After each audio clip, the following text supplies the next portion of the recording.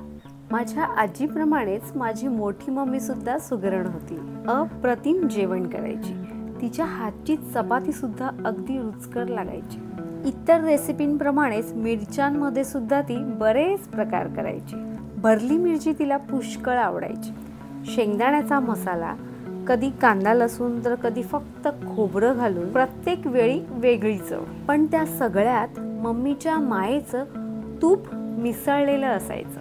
ती खरंच सुगरण होती। स्वयंपाकघरात उभी राहिली की तिचं हसू, तिचा उत्साह, तिच्या हातची चव संपूर्ण घरभर पसरायची। आज मम्मी नाही, पण तिने केलेल्या प्रत्येक पदार्थाची आठवण मात्र जिवंत आहे।